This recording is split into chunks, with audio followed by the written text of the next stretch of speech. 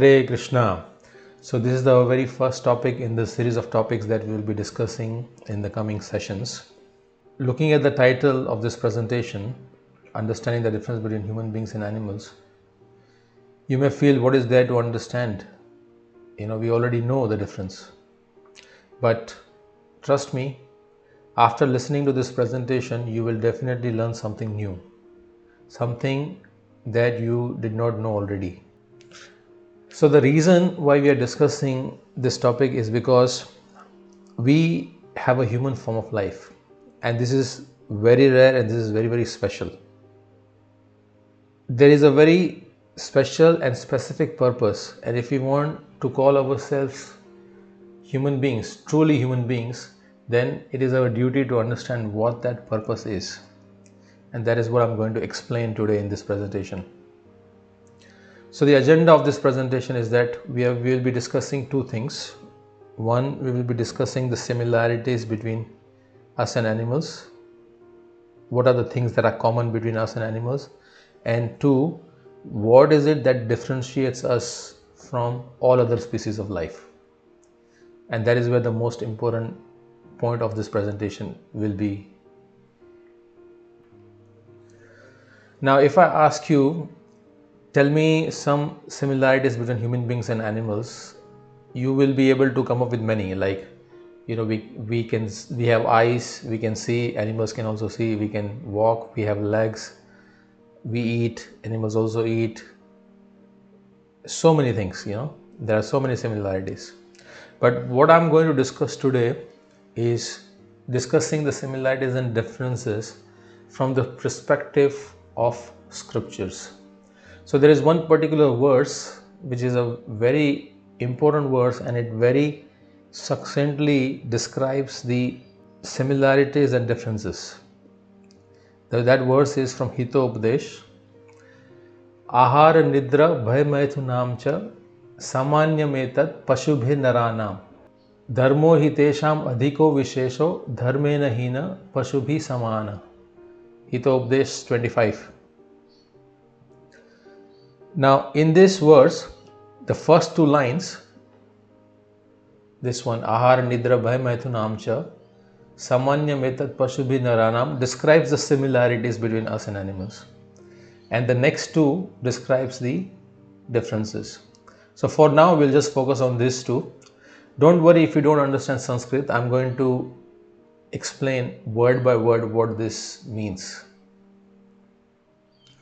So ahar means to eat.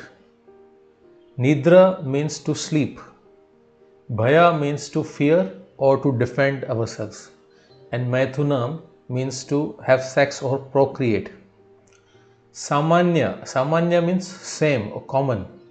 Etat pashubhi naranam is common between pashu, animals, and naranam, human beings. So eating, sleeping, mating, and defending are the four activities which are common between human beings and animals. So we'll look at each of this in a little bit more detail, because when scriptures talk about these four, it is actually very profound. So here's a translation. The activities of eating, sleeping, sex, and defense are common in animals and human beings. So four common activities of every living entity, whether it be humans or animals, are eating, sleeping, mating, and defending. Let's take the first one, eating.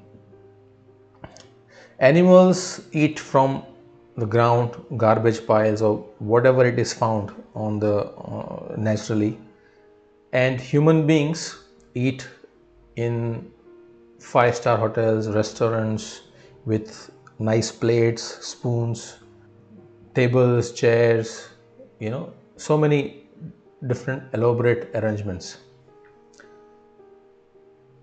The activity and the purpose is same. The animals also eat, human beings also eat.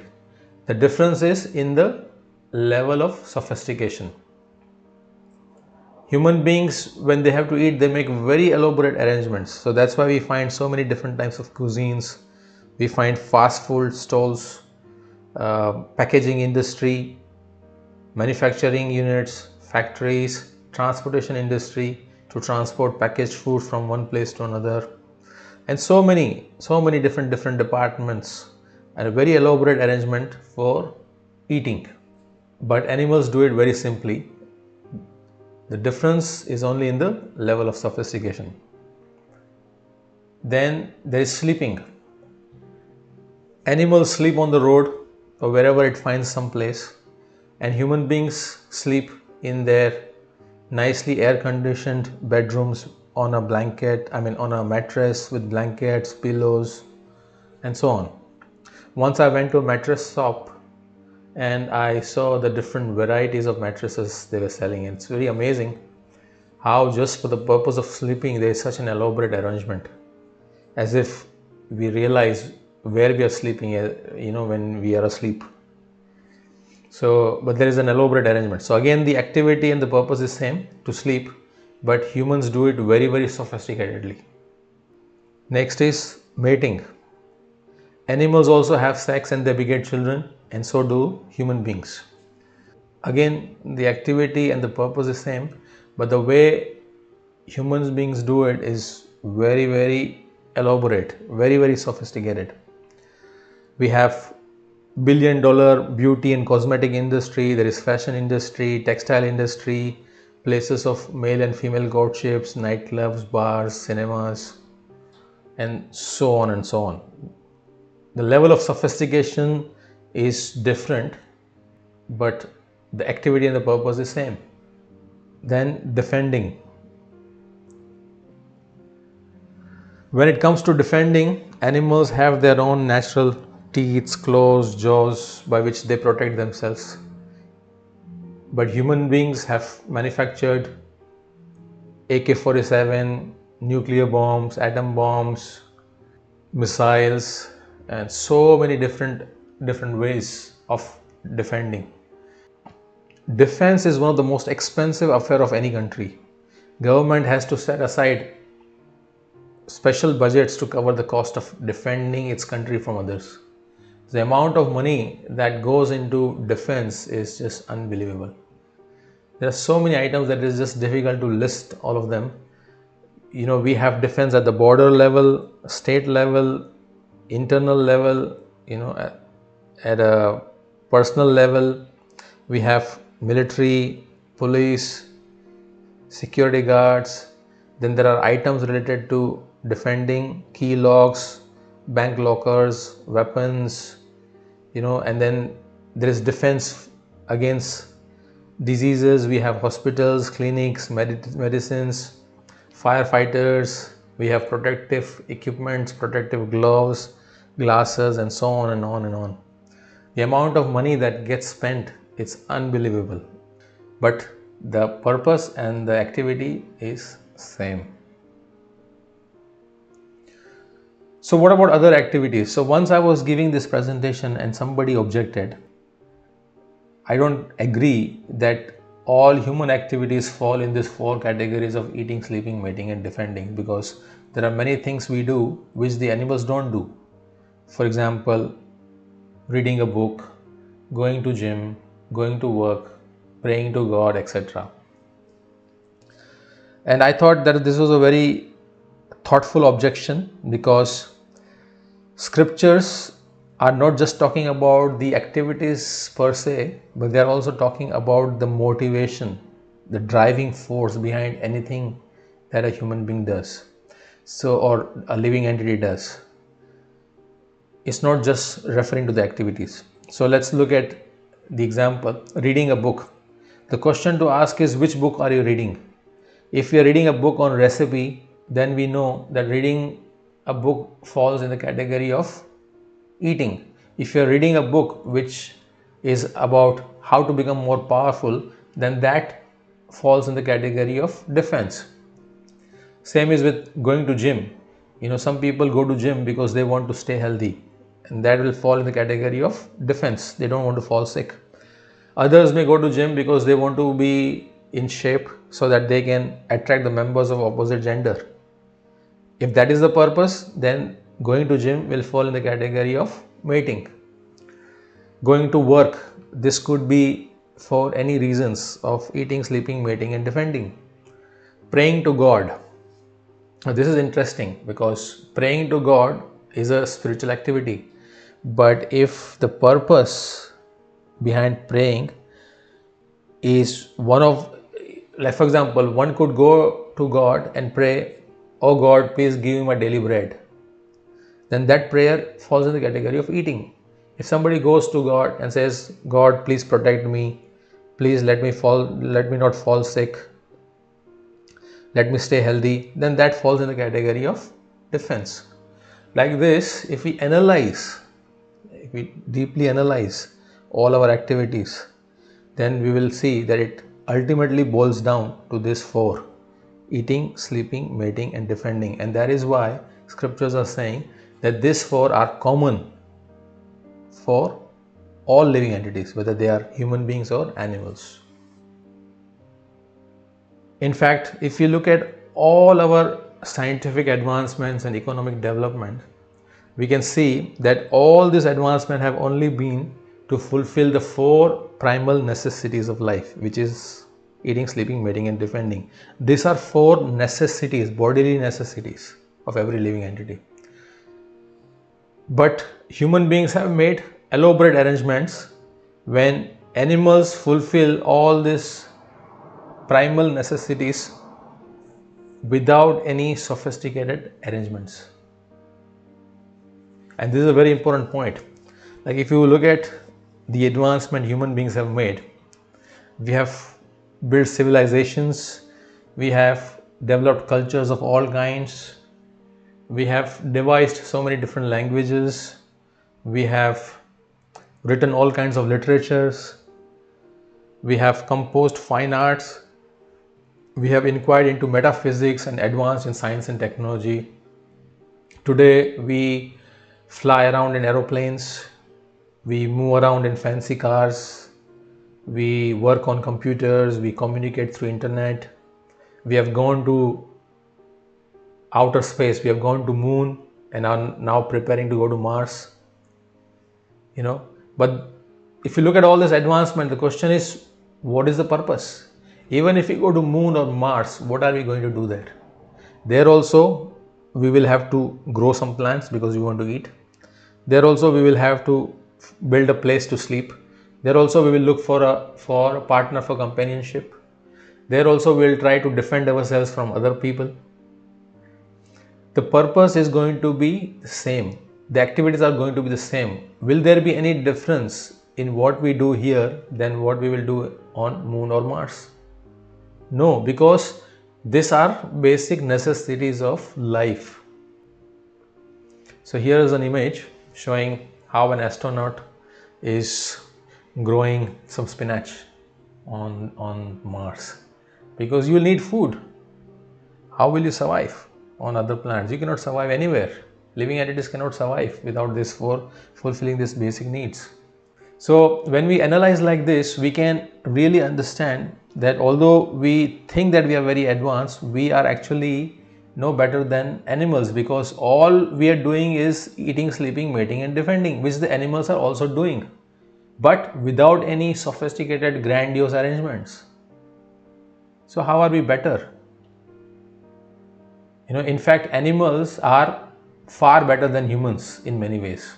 For example, birds live in the same type of nest year after year, generation after generations. But human beings, what do? They try to improve their residence from huts to apartments to bungalows to villas and so on and so on. A cow eats the same kind of grass lifelong, but humans choose food from very different large varieties of cuisines. Animals never die of starvation due to artificial shortages created by others of their own species. We don't find this in animal kingdom, but in humans we do. Humans create artificial shortages to hike up the prices or for whatever other reasons. Animals never suffer from insomnia. Human beings do. Animals never suffer heartbreaks due to betrayed love. Animals never feel stressed due to overwork and loneliness. Animals never fall prey to addictions, but human beings do.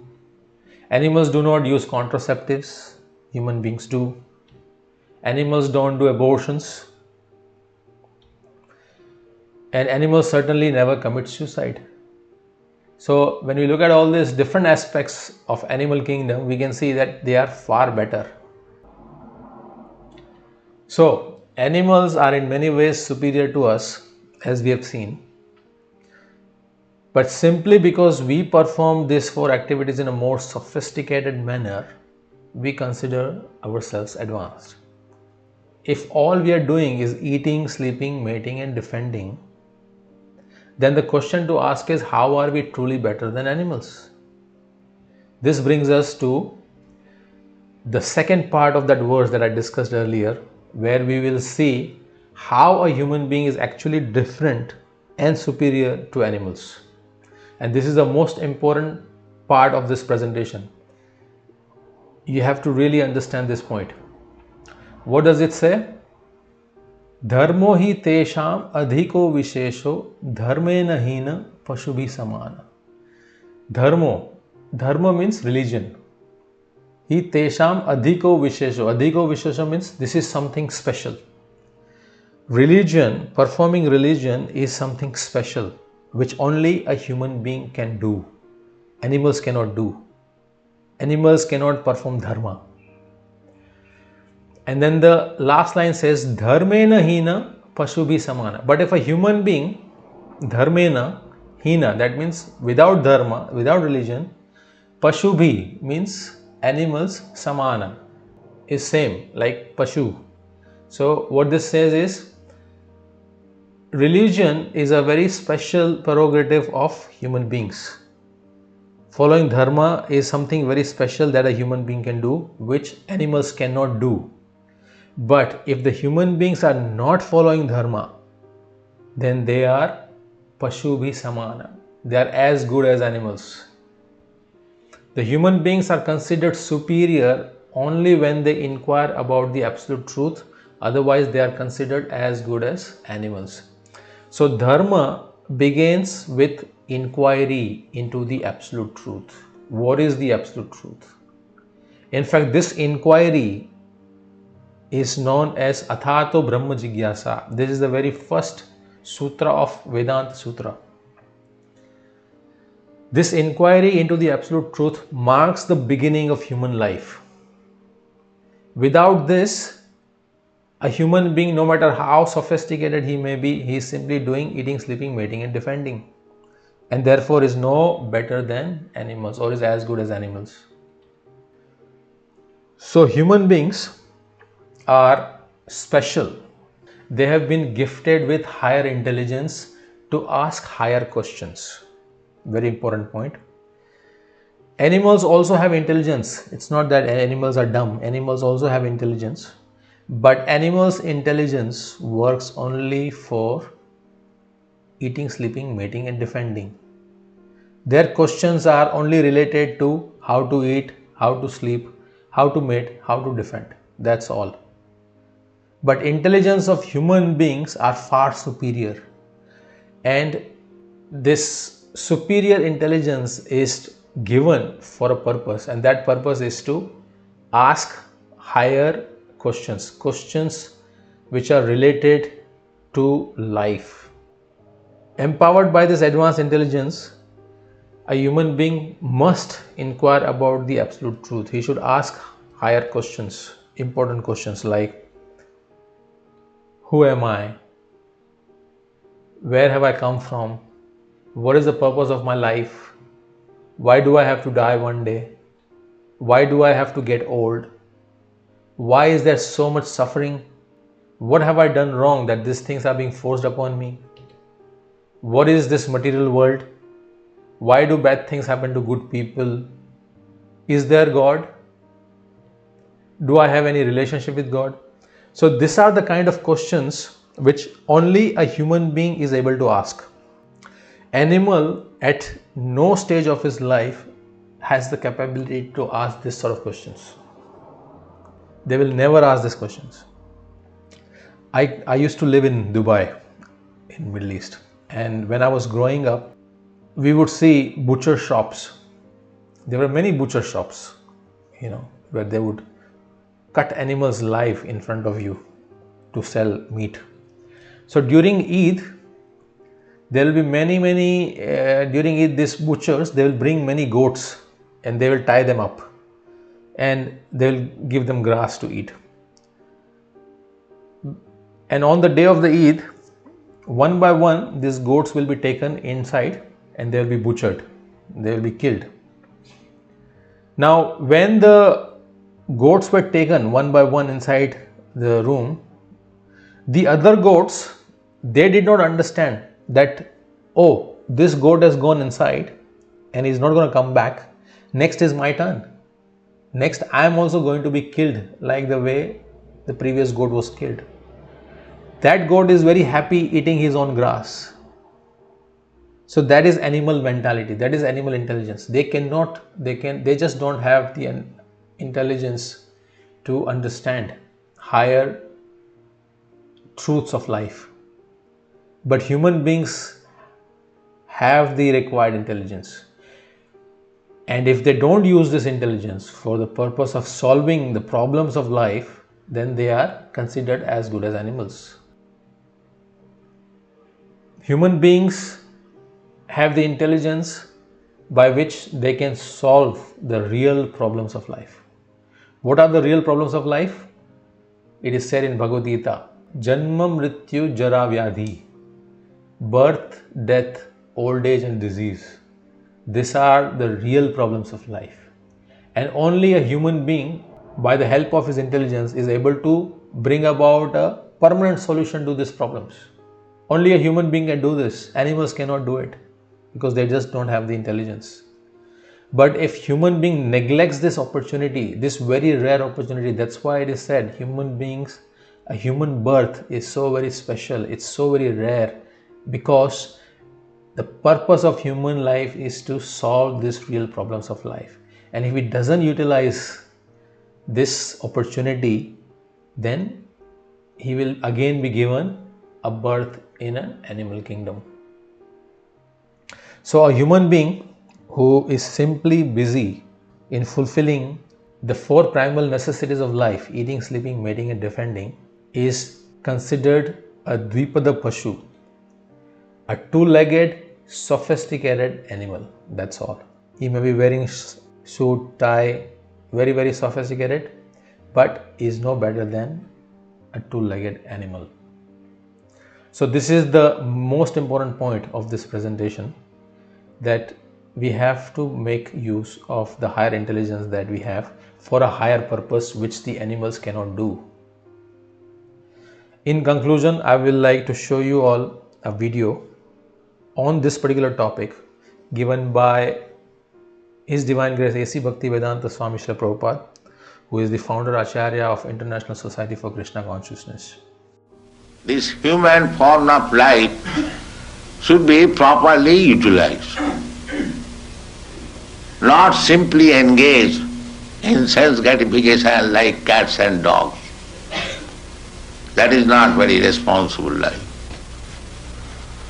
Responsible life is that I have got this improved form of life than the cats and dogs, and I have got more intelligence than the cats and dogs.